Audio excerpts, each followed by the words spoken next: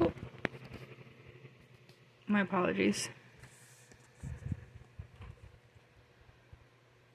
There we go. Hopefully you guys can see that good. I saw them first, those Russians, standing beside their T-72 tanks next to the runways at Kabul airport, fleece-lined jackets below the white-pink faces with thick gray fur hats bearing the red star and the hammer and sickle of the Soviet Union. The condensation of their breath hung so thickly in the air in front of their mouths that I looked for cartoon quotations in the bubbles. On the trucks parked beside the highway into the city, they wore the steel helmets so familiar from every Second World War documentary. The green metal casques with ripples over the ears. Rifles in gloved hands, narrowed eyes searching the Afghans unflinchingly. They drew heavily and quickly on cigarettes, little gray smog over each checkpoint. So these were the descendants of the men of Stalingrad and Kursk, the heroes of Rostov and Leningrad and Berlin. On the tarmac of the airport, there were at least 70 of the older T-62s.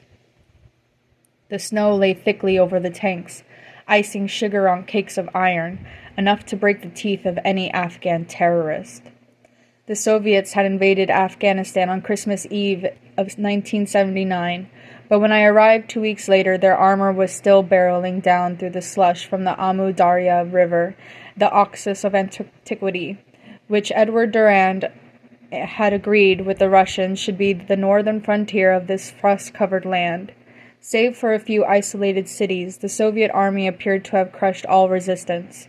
Along the highways south and east of Kabul, Russian military encampments, protected by dozens of tanks and heavy artillery, controlled the arteries between the rebellious provinces of southeastern Afghanistan.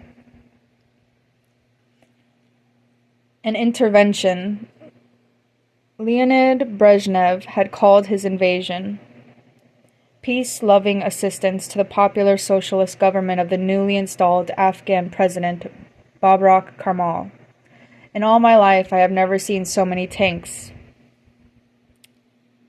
My old Swedish radio colleague from Cairo, Hans-Gunnar Erlandsson, and when we met, Hans-Gunnar was a serious Swede, a thatch of blonde hair above piercing blue eyes and vast spectacles. And never in my life do I ever want to see so many tanks again, he said. It is beyond imagination. There were now 5 complete Soviet divisions in Afghanistan. The 105th Airborne Division based on Kabul, the 66th Motorized Rifle Brigade in Herat, the 357th Motorized Rifle Division in Kandahar, the 16th Motorized Rifle Division in the 3 northern provinces of Badakhshan, Takhar, and Samangan. Sorry if I pronounced that wrong. And the 306th Motorized Division in Kabul with the Soviet paratroopers. There were already 60,000 Soviet troops in the country. Vast numbers of them digging slit trenches beside the main roads. This was invasion on a massive scale. A superpowered demonstration of military will, the sclerotic Brezhnev, Red Army political commissar on the Ukrainian front in 1943. He would die within 3 years. Now flexing his important old frame for the last time. There we go. But Russia's final imperial adventure had all the awesome fury of Britain's Afghan wars. In the previous week alone, Soviet Antonov 22 transport aircraft had made 4,000 separate flights into the capital. Every 3 minutes, squadrons of MiG-25s would race up from the frozen runways of Kabul airport and turn in the white sunshine towards the mountains of the east, and there would follow, like dungeon doors slamming deep beneath our feet, a series of massive explosions far across the landscape. Soviet troops stood on the towering heights of the Kabul Gorge. I was Middle East correspondent of the Times of London, the paper whose 19th century war correspondent William Howard Russell, a student of Trinity College, Dublin, as I was, won his spurs in the 1854-55 Anglo-Russian War in the Crimea. We were all Tom Grahams now. I think that's how many of us felt that gleaming iced winter. I was already exhausted. I lived in Beirut, where the Lebanese civil war had sucked in one Israeli army and would soon consume another. Only 3 weeks before, I had left post-revolutionary Iran, where America had just lost its very own policeman of the Gulf, Shah Mohammad Pahlavi, in favor of that most powerful of Islamic leaders, Ayatollah Ruhollah Khomeini. Within 9 months, I would be running for my life under shell fire with Saddam Hussein's Iraqi army as it invaded the Islamic Republic. America has already lost Iran. Now it was in the process of losing Afghanistan, or at least watching the country's last pitiful claim to national independence melt into the Kremlin's embrace. Or so it looked to us at the time. The Russians wanted a warm water port, just as General Roberts had feared in 1878. If they could reach the Gulf Coast, Kandahar is 650 kilometers from the Gulf of Oman. Then, after a swift incursion through Iranian or Pakistani Baluchistan, Soviet forces would stand only 300 kilometers from the Arabian Peninsula. That, at least, was the received wisdom, the fount of 1,000 editorials. The Russians were coming. That the Soviet Union was dying. That the Soviet government was undertaking this extraordinary expedition through panic. Through fear that the collapse of a communist ally in Afghanistan might set off a chain reaction among the Soviet Muslim republics, and was not yet apparent, although within days I would see the very evidence that proved the Kremlin might be correct. Indeed, many of the Soviet soldiers arriving in Afghanistan came from those very Muslim republics of Soviet Central Asia, whose loyalties so concerned Brezhnev. In Kabul, Soviet troops from the Turkoman region were conversing easily with local Afghan commanders.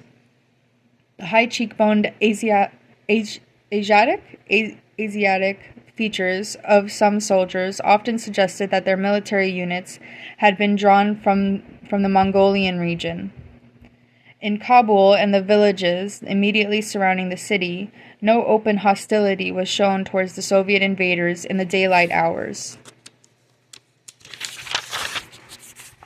So many Russian units had been moved into the snow-covered countryside that Afghan troops had been withdrawn to protect the capital. But at night, the Soviets were pulled back towards Kabul, and unconfirmed reports already spoke of 10 Russian dead in 2 weeks, 2 of them beaten to death with clubs. In Jalalabad, 65 kilometers by road from the Pakistan border, thunderous nighttime explosions bore witness to the continued struggle between Afghan tribesmen and Soviet troops. For the next 2 months, we few journalists who managed to enter Afghanistan were witness to the start of a fearful tragedy, one that would last for more than a quarter of a century and would cost at least 1.5 million innocent lives. A war that would eventually reach out and strike at the heart not of Russia, but of America. How could we have known?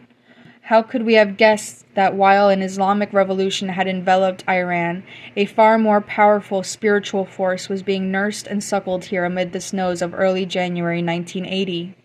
Again, the evidence was there, for those of us who chose to seek it out, who realized that the narrative of history laid down by our masters, be they of the Moscow or the Washington persuasion, was essentially short-term false and ultimately self-defeating. Perhaps we were too naive, too ill-prepared for events on such a scale. Who could grasp in so short a time the implications of this essentially imperial story, this latest adventure in the great game? We were young, most of us who managed to scramble into Afghanistan that January. I was 35. Most of my colleagues were younger, and journalism is not only an imprecise science, but a fatiguing one whose practice involves almost as much bureaucracy as it does fact-gathering. I had spent Christmas in Ireland and returned to wartime, Beirut, on January 3rd to prepare for my onward assignment to cover the continuing revolution in Iran. But no event could compare to the Soviet invasion of Afghanistan. For a journalist, nothing can beat the moment when a great story beckons, when history really is being made and when a foreign editor tells you to go for it. I remember one hot day in Beirut when gunmen had hijacked a Lufthansa passenger jet to Dubai. I could get there in 4 hours, I told London. Go, go, go, they messaged back. But this was drama on an infinitely greater scale, an epic if we could be there to report it. The Soviet army was pouring into Afghanistan, and from their homes and offices in London, New York, Delhi, Moscow, my colleagues were all trying to find a way there.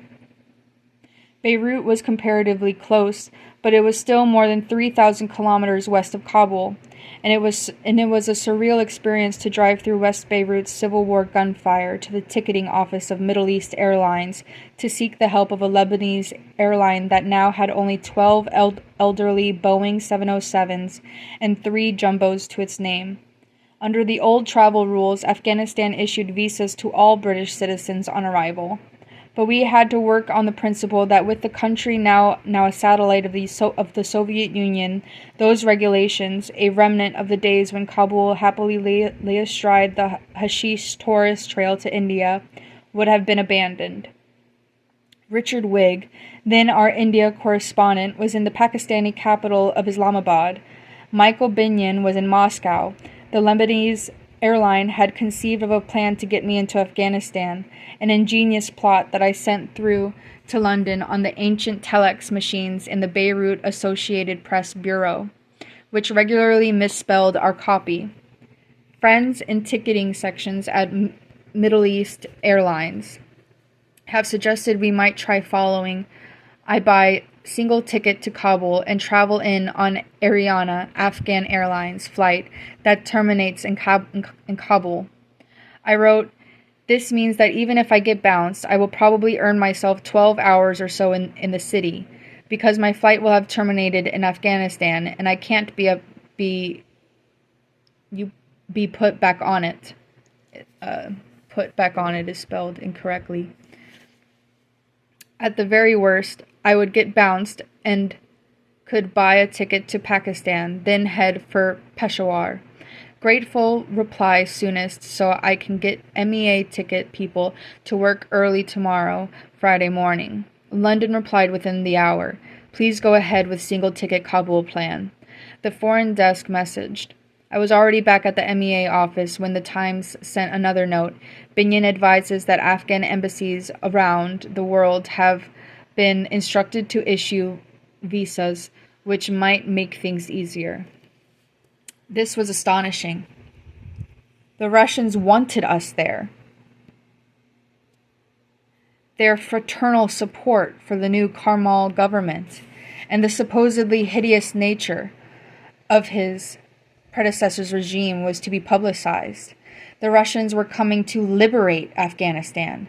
This was obviously the story the Kremlin was concocting. For several years, I had, in addition to my employment by the Times, been reporting for the Canadian Broadcasting Corporation.